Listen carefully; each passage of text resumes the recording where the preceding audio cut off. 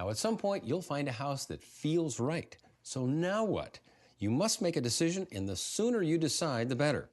Many people lose a home they really want because they wait too long to make a decision.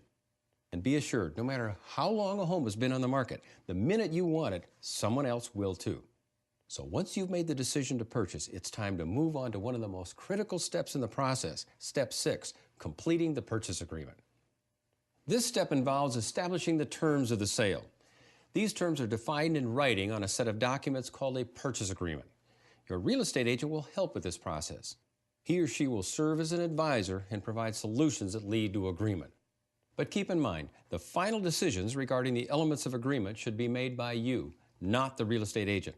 It's not their role to make decisions for you, but to provide facts, feedback, options, and anticipated outcomes of your decisions. As you prepare to establish the terms of the sale, remember, the ultimate goal is to reach agreement and purchase the home. Aim for a win-win transaction that will result in mutual satisfaction. Now, it's possible other buyers will submit an offer at the same time you do. This is called a multiple offer situation. Your agent will make you aware of this fact and help you structure your offer accordingly. We'll review each of these elements. However, this video is not a substitute for legal advice. It's your responsibility to read and understand the contract. The earnest money deposit is the valuable consideration in the contract. The amount of this check is a sign of your commitment to purchase the home, therefore providing security and peace of mind for the seller. The money will be held in a trust or escrow account and will later be applied towards your down payment or closing costs, depending on the type of financing. Personal property has historically been a source of confusion in real estate transactions. Examine this section of the agreement carefully and be sure every item is clearly defined as being included or excluded. Items attached to the property are called fixtures. They're considered to be real estate and stay with the home unless otherwise specified. Items that can be removed by the seller or are not attached are personal property. And if personal property isn't specified now as part of the sale, don't assume it will be there when you move in. And standard appliances like the refrigerator, range, dishwasher are usually normal parts of property, but that perfect mirror you love may not be. However, don't get stuck negotiating over items of personal property. You're buying a home, not the contents. Buyers frequently consider price to be the most important element, and too often they place more importance on getting a good deal than on getting a good home, focusing on price instead of value. And now no one wants to pay too much for anything, but quality real estate will command market value. If a seller's initial asking price is right at market value, then there will be little or no deviation from it. In fact, in strong markets, it's common for homes to sell above the asking price. So remember, if you found a home you love and it's priced at or near market value, you gain nothing by making a low offer. If you don't get the house, it won't matter how much you saved. Now, in some transactions, time is even more important than money. If you already own a home, you may be part of the domino chain of homes, and timing will be critical in order to accomplish your move-in and move-out dates without incurring penalties or additional costs. And as we discussed earlier, ideally you want both homes to close on the same day in order to have a smooth transition. The type of financing you plan to use must be specified on the purchase agreement. The costs involved for your type of financing and the time allowed to attain it will also be spelled out at this time. Other conditions of the sale will then be added. For example, contingency agreements are used when one of the parties must resolve a situation prior to purchasing or closing.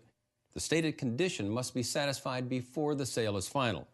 The most common contingencies are the sale of the buyer's home and a private home inspection. The final items outlined on the purchase agreement are taxes, assessments, and escrow fees. Now, generally, taxes are prorated to the closing date and assessments are paid in full by the seller. However, your real estate agent will advise you regarding local customs and rules governing who pays for these items. And once the purchase agreement is completed, it's time to move one step closer towards the purchase of your new home. This is Step 7, which involves presenting and negotiating the purchase agreement. Your real estate agent will make arrangements for the purchase agreement to be presented to the seller as soon as possible. Now, it's perfectly normal for buyers to feel some anxiety while waiting for the seller's answer. But remember, the better your offer, the more likely the seller will accept it. The ball is now in the seller's court, and they have at least 3 and sometimes 4 options. 1, they may accept your offer as is. 2, if they reject your offer, you must start over by changing and resubmitting your purchase agreement. 3, In the case of multiple offers, a competing agreement may have been accepted and you lose the home. And 4, the sellers may ask for changes resulting in a counteroffer. If the sellers counter your offer, you can reject the new terms and find another home, agree to the terms and the home is yours, or recounter and ask for other changes while accepting some of the changes. But remember, it's not a competition. Negotiate only those items that are most important to you and accept the minor changes that are of little significance. Now, as soon as both parties agree to the terms outlined in the purchase agreement, you'll be ready for the 8th and final step, closing the sale. Now, the closing is the final step before you actually call the house your home.